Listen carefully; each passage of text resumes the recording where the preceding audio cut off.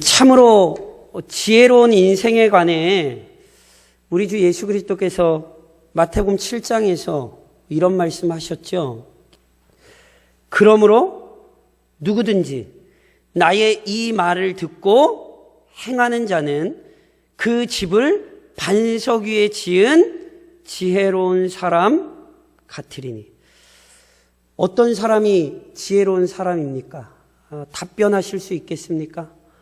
우리 주님이 마태복음 7장에서 말씀하신 것처럼 그리스도의 가르침을 듣고 그대로 행하는 자가 참으로 지혜로운 자입니다. 좀 다시 말해 그리스도께서 우리에게 허락하신 66권 신구약 성경에 귀를 기울이고 성경의 가르침에 따라 그 인생을 살아가는 것이 가장 복된 인생을 영위하는 비결입니다. 그래서 이 시간에도 우리가 같이 하나님의 말씀에 귀 기울이고 계시잖아요.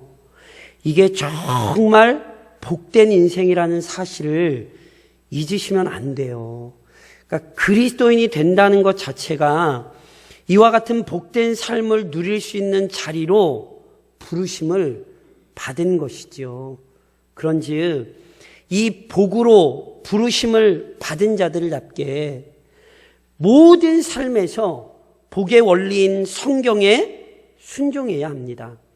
그러니까 단지 일주일에 한 번 교회 나와 예배 드리는 것을 그리스도인의 삶으로 여기시면 안 돼요.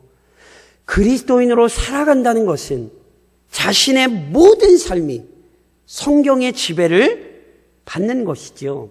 먹든지 마시든지 무엇을 하든지 하나님의 영광을 위해 성경 말씀대로 순종하는 것입니다.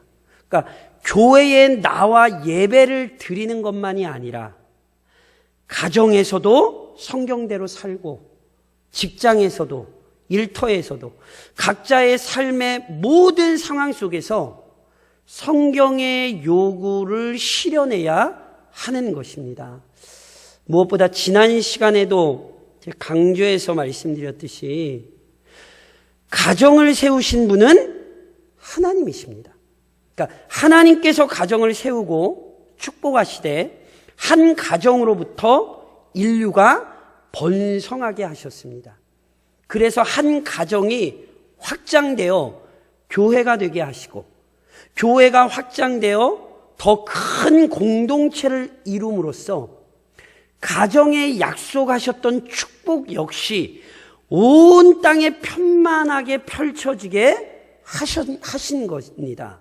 그런즉 각 가정에서부터 하나님께서 주신 말씀의 권위가 세워져야 되는 거예요. 그때 믿음의 가정들이 모인 이 교회가 든든히 세워지는 것이고 믿음의 가정들이 나타내는 선한 영향력으로 여러 공동체와 그 지역이 유익을 얻게 되는 것이죠. 그러니까 이것이 성경이 가르치는 가정의 역할이고요. 가정의 중요성입니다. 그래서 다시 한번 강조하여 권면하건대 그리스도인으로서 각자의 가정부터 성경적으로 세우셔야 합니다. 모든 그리스도인은 자신의 가정을 성경적으로 세우기 위해 수고해야 합니다. 그래서 이를 통해 각자에게 주신 가정이 복될 뿐 아니라 각 가정을 통해 교회의 은혜가 전달되고 그 지역으로 모든 유익이 퍼져나가 최종적으로 하나님께서 영광 받으시도록 힘써야 하는 것입니다. 이것이 그리스도인의 삶입니다. 그래서 이처럼 온전한 가정으로서의 사명을 감당하기 위해 지난 시간부터 저랑 이제 부모와 자녀의 관계를 살펴보고 계신 거예요. 그래서 지난 시간에는 어린이 주일을 맞아 부모가 자녀를 어떻게 가르치고 양육해야 하는지를 오늘 본문의 다음 구절인 6장 4절에서 살펴보셨던 것이고요. 오늘은 이제 어버이 주일을 맞아 자녀로서 부모를 어떻게 섬겨야 하는지에 대해 저랑 살펴보시려는 거예요. 우선 명심하고 기억하셔야 합니다. 자녀는 마땅히 부모를 공경해야 합니다. 오늘 본문 1절이 분명히 이렇게 선언하죠. 자녀들아, 주 안에서 너희 부모에게 순종하라. 이것이 옳으니라. 이것이 옳습니다. 뭐가요? 부모를 공경하는 것이. 여기 옳다는 의미를요, 제가 크게 이렇게 두 가지로 설명드릴 수 있어요. 우선은 여기 지금 옳다는 건요, 부모 공경이 일반 사회 윤리나 도덕적인 관점에서 볼 때도 참으로 합당하다는 의미입니다. 무슨 말씀이냐면 부모를 공경하라는 가르침은요, 기독교만의 가르침이 아닙니다. 인류는 고대 사회로부터 부모 공경을요, 중요한 도덕이요, 윤리로 가르쳐 왔습니다. 물론 인류가 이처럼 부모 공경을 가르칠 수 있었던 이유가 있어요. 그것은 바로 하나님께서 인간을 창조하셨기 때문에 그렇습니다. 무슨 말씀이냐면 조금 더 설명을 드리면, 하나님께서 인간을 창조하실 때 하나님의 거룩한 본성을 닮은 존재로 창조하셨지요. 그래서 본래 인간은 무엇이 옳은지, 무엇이 잘못된 것인지를 이렇게 분별할 수 있었습니다. 물론 첫 사람의 범죄는, 아담의 범죄는 인간의 지성과 감정과 의지에 심각한 문제를 일으켰습니다. 즉, 인간의 전 인격에서 죄가 그 능력을 발휘하게 된 거예요. 생각에 죄가 있고, 감정에 죄가 있고, 의지에 죄가 있는 거예요. 이것을 이제 신약에서는 전적 부패라 하는 거예요. 그런데 이처럼 온 인간의 인격이 죄의 영향을 입었음에도 하나님께서 어느 정도 분별할 수 있는 기능을 남게 하셨는데, 이것을 양심이라 이렇게 부르는 거예요. 그래서 바울 선생님이 로마서에서 하나님과 율법을 알지 못하는 이방인들도 이 양심의 기능 때문에 자신도 모르는 사이에 율법이 요구하는 올바른 행위를 하기도 한다는 사실을 설명했어요. 그러니까 바로 이 양심 때문에 하나님께서 죄의 억제를 위해 일정 정도 이 양심이 기능하도록 은혜를 베푸셨기 때문에 인간이 뭐를 하는 거예요? 부모를 공경하는 게 옳다는 걸 아는 거예요. 하나님께서 죄인들에게 남기신 은혜의 한 조각이라 할 수 있는 이 양심에 의해 부모를 공경하는 게 옳다는 사실을 이해했고, 이로써 부모 공경을 가르치고 실천했지요. 이런 관점에서요, 그래서 신앙을 떠나 보편 인류의 도덕적 기준에서도 부모 공경이 옳다는 것을 알아요.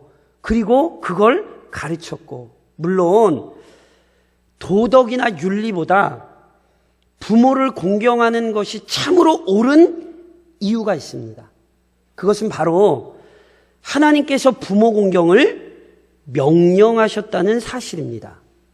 피조물인 인간에게 하나님의 명령보다 더 중요한 이유와 근거는 없지요. 그렇죠? 그러니까 인간을 포함한 만물을 창조하신 분은 하나님이십니다. 가정을 제정하신 분도 하나님이십니다. 부모를 통해 자녀가 출생하고 또한 양육되는 질서를 세우신 분도 하나님이십니다. 그렇죠? 그러니까 그 하나님께서 부모를 공경하라고 명령하셨어요. 그러면 이것보다 더 분명한 이유가 어디에 있습니까? 그렇죠? 그래서요, 성경 주석학자인 윌리엄 핸드릭슨이 이 부모 공경에 대해 이런 관주를 남겨요. 어린이들이 부모를 공경하는 마땅한 태도는 곧 주님이 나에게 부모를 공경하라고 명령하셨으니 나는 부모에게 공경해야 한다는 것이 되어야 한다. 그의 말씀은, 즉 하나님의 말씀은 그가 그것을 말씀하시기 때문이라는 이유에서 옳은 것이다. 무슨 얘기인지 이해하시겠어요?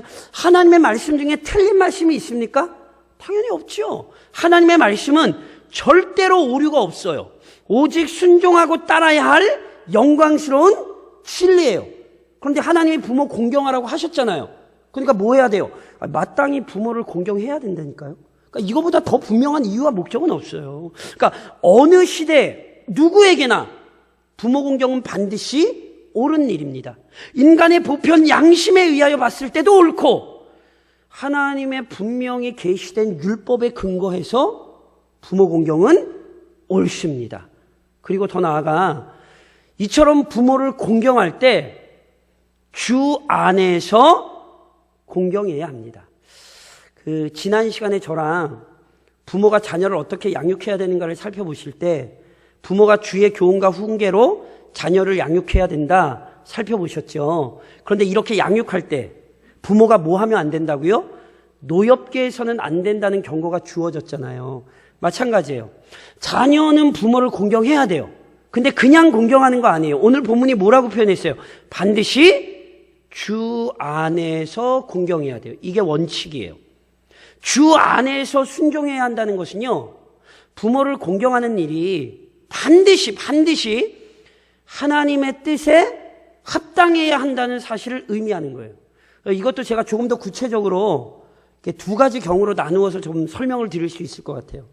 우선 자녀들은 반드시 부모를 공경해야 하고요, 마땅히 부모의 뜻에 순종해야 하지만, 만일 부모의 요구가 하나님의 말씀 또는 하나님을 섬기는 신앙과 배치된다면 그리스도인 자녀는 부모의 요구를 거부할 수 있고 당연히 거부해야 합니다.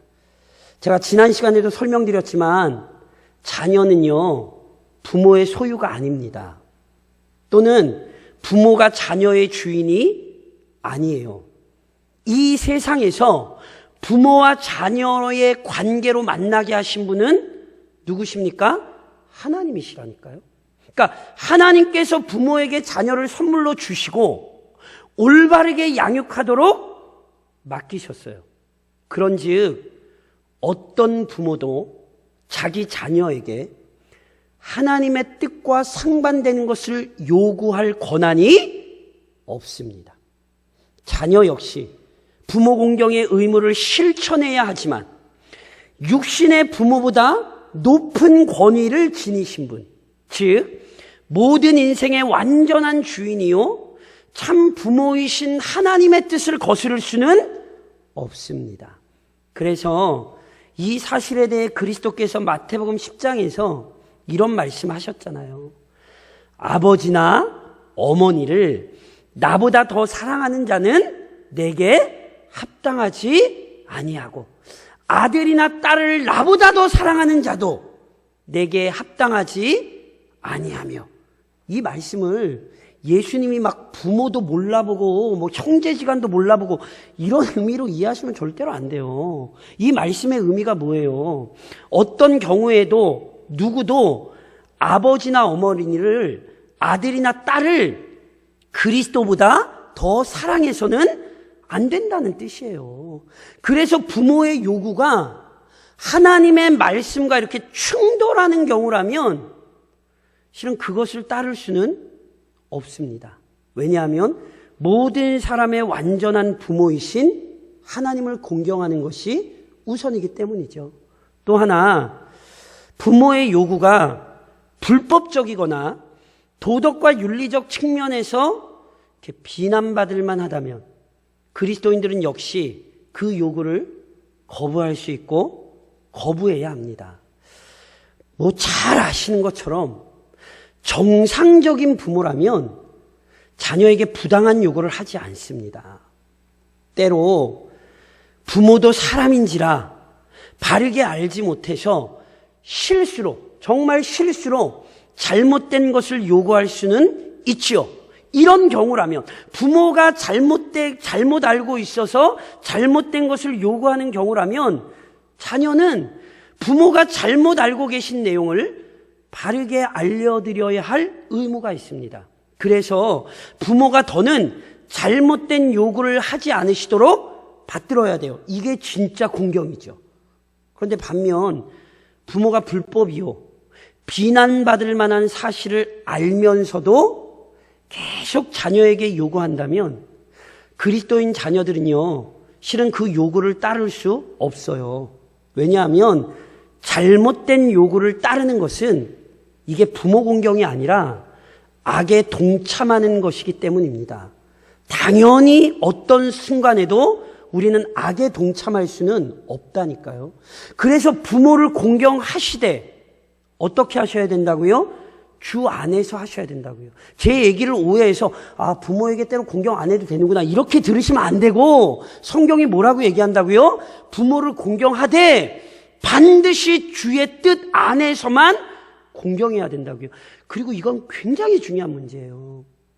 이 사실을 잘 드러내는 사건이 성경에 나와요. 아간의 사건 기억하세요?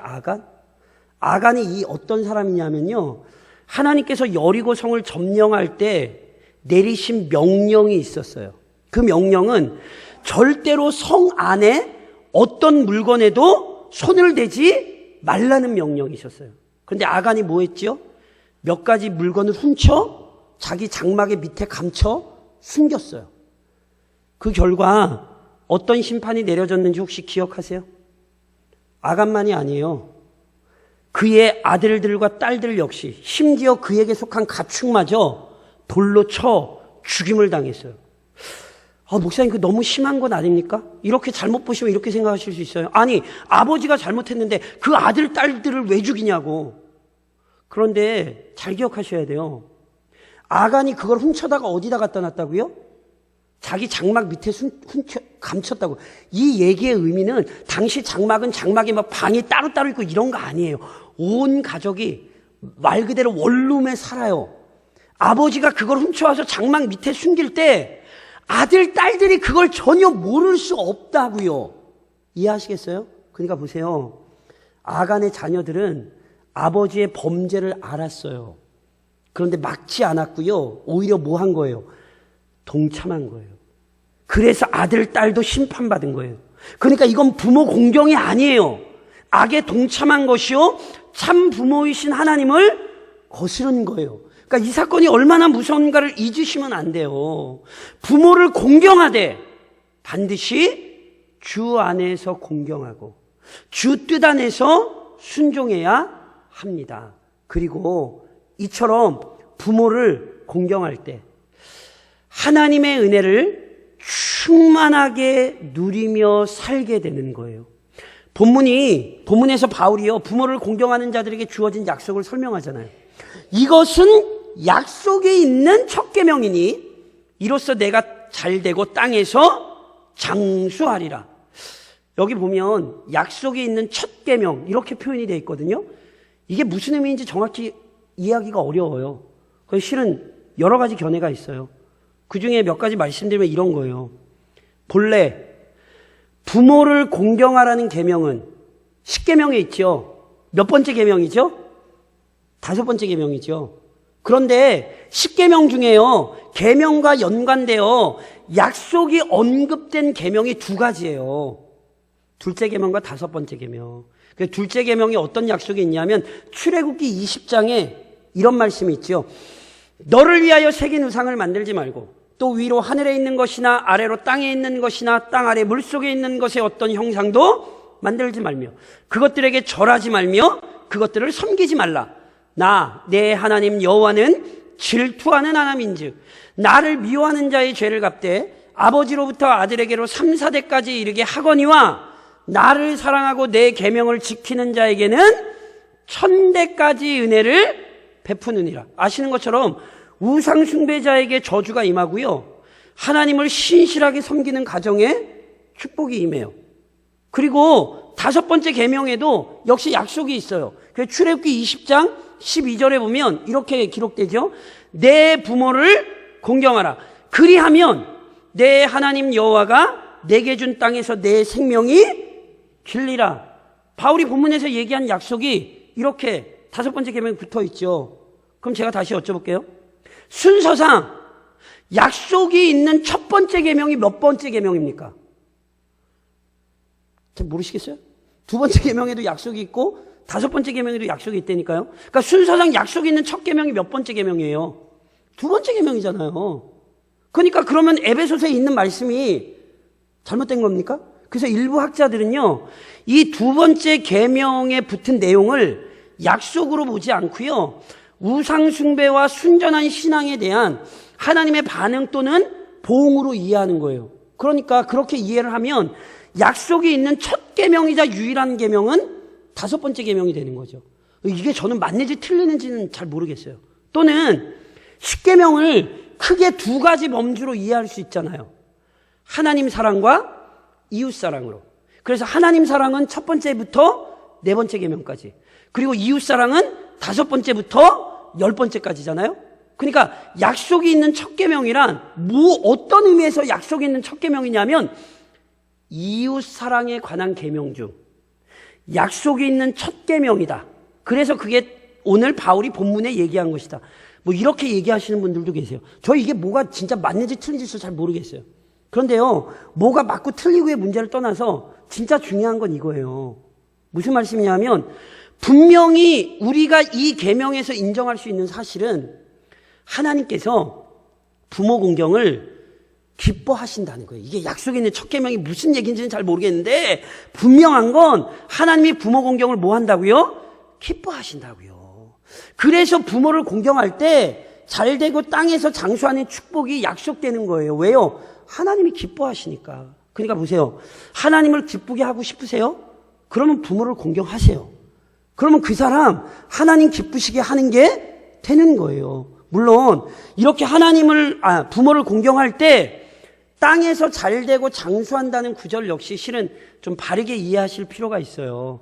이 부모를 공경할 때 잘되고 땅에서 장수한다는 구절은요, 부모 공경하면 무조건 오래 산다 이런 의미가 아닙니다. 이것을 제가 이미 예전에 어버이 줄 때도 그렇고 십계명하면서도 그렇고 몇 번 설명을 드렸어요. 이게 그냥 단순히 부모 공경하면 오래 산다 이 얘기가 아니라 이 구절은 부모를 공경하는 것이 하나님께서 세우신 삶의 원리를 따르는 것이기에 하나님을 기쁘시게 하는 복된 삶을 살아갈 수밖에 없다는 의미예요. 그리고 조금 더 넓게 공동체적으로 해석하자면 어르신들이 자녀들과 젊은 자들에게 존경을 받고 보살핌을 받는 사회는 건강하고 안정된 사회가 됩니다.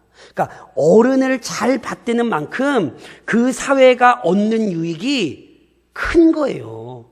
어떤 교회가 좋은 교회냐라고 얘기할 때 어르신을 잘 섬기는 교회는요, 평안해요. 이게 바로 이 약속의 의미예요. 그런즉 하나님을 기쁘시게 하고 건전한 사회 건설을 위해 우리는 부모 공경의 계명을 따라야 하는 거예요. 이것이 옳습니다. 그런즉 오늘도 이 본문의 말씀에 근거하여 권면드리건대 부모를 공경하십시오. 이것이 옳습니다. 하나님께서는 만물의 창조주로서 온 세상의 통치 원리를 세우셨죠. 그러니까 가정에도 변치 않는 원리를 세우셨어요. 그중 하나가 부모 공경입니다. 이것은 하나님께서 친히 세우신 원리요 질서이니 절대로 변하지 않습니다. 그러므로 그리스도께서 재림하실 그날까지 모든 사람은 마땅히 부모를 공경해야 합니다. 무엇보다 이 계명이 부모의 자격과 조건에 따라 달라지는 것은 아님을 기억하십시오. 좋은 부모는 공경하고 상대적으로 부족한 부모는 공경하지 않아도 되는 것 아니에요. 하나님께서 부모와 자녀를 만나게 하신 것이기에 모든 사람은 자기 부모를 공경해야 합니다. 안타깝지만 교회 안에 부모와 자녀가의 관계가 원활하지 않은 경우 실은 저는 많이 봤어요. 교역자로서 각 가정 신방하고 성도들 신방하며 실은 많이 봤어요. 제가 예전에 청년들도 오래 가르치고 제가 그랬지만 청년들 중에 아예 집 나와 사는 청년들 저 실은 많이 가르쳤어요. 그걸 이겨내셔야 돼요. 하나님께서 부모와 자녀로 만나게 하신 것이니 실은 그 관계가 온전해지도록 모든 그리스도인들은 수고하고 애써야 돼요. 그리고 보세요. 이게 모든 사람에게 주어진 명령이잖아요. 무슨 말씀인지 아시겠어요? 각 사람을 감찰하시는 하나님께서 심지어 믿음이 없는 사람에게 마저 부모 공경을 요구하신다고요.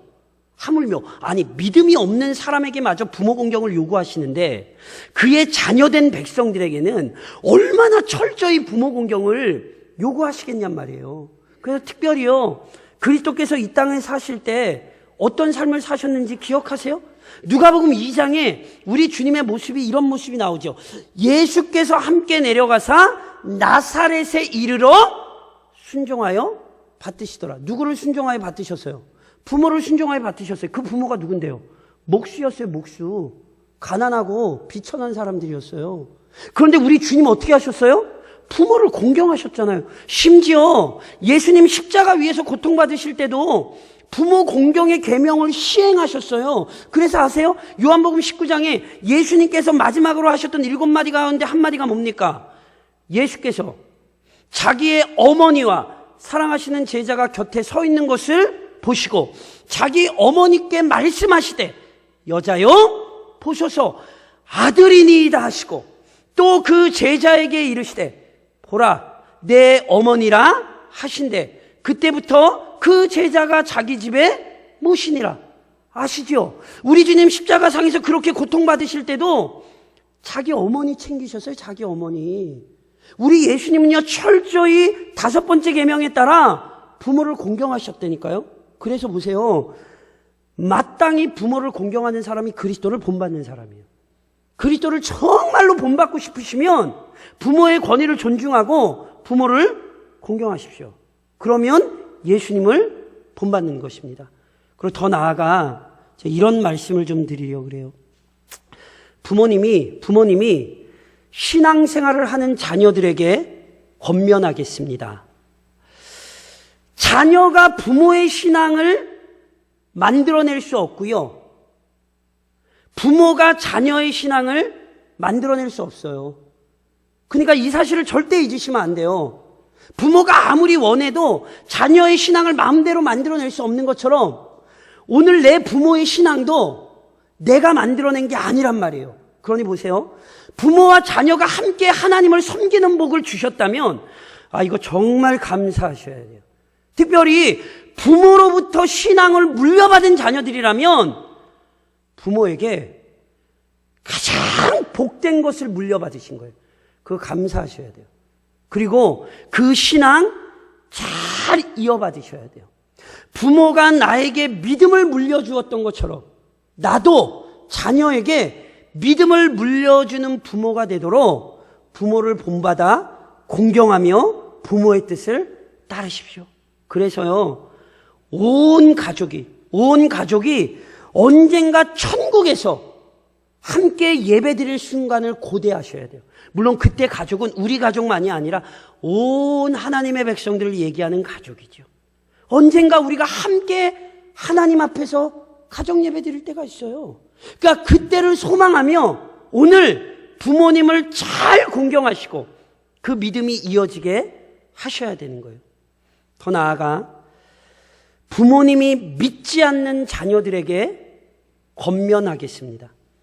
제가 앞서 설명드렸듯이 부모의 자격과 조건에 따라 공경의 의무가 달라지지 않아요.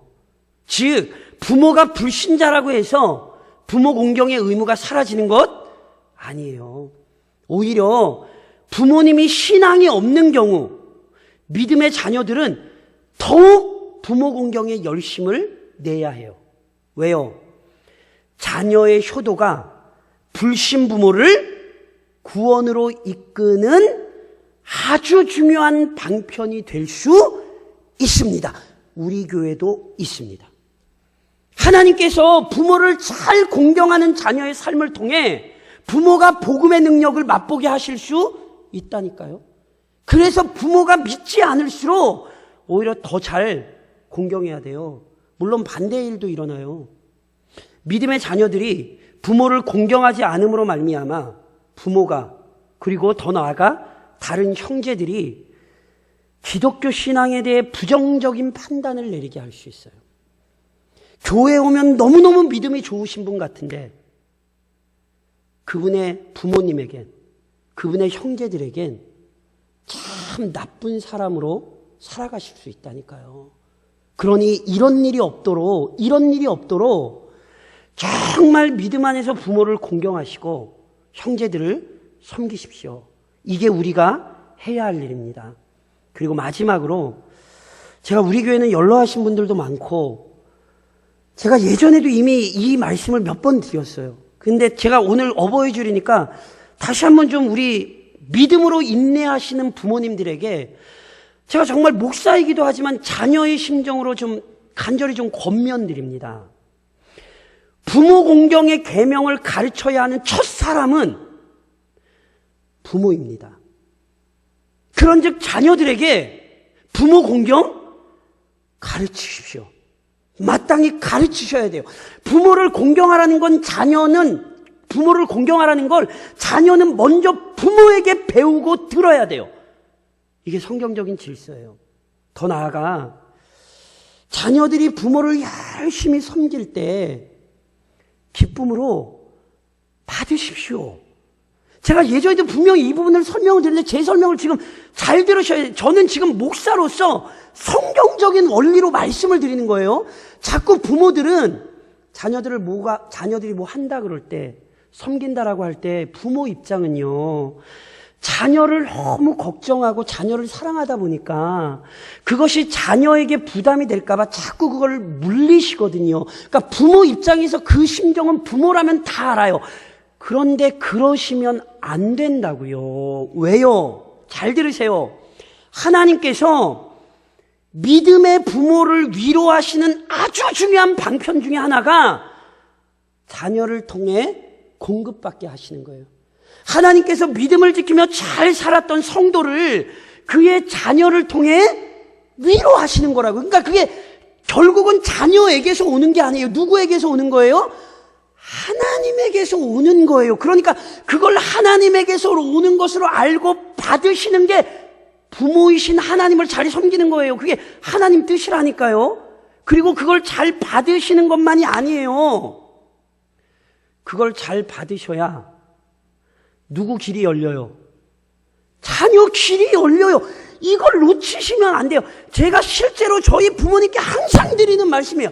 제발 부탁이니까 아들이 하나님 뜻 안에서 진짜 바른 목회를 하는 목사가 되기 원하시면 그러시면 안 된다고. 아들이 하고 자녀들이 하는 거 다 받으시라고. 그래야 자녀가 복을 받아요. 이걸 잊으시면 안 돼요. 그래서 가르치셔야 된다니까. 부모 공경해. 가르치시고요. 가지고 오면 다 받으세요. 받고 어떻게 하셔야 돼요? 그거 하나님이 주신 거예요. 혼동하지 마세요. 그 자녀가 주는 거 아니에요.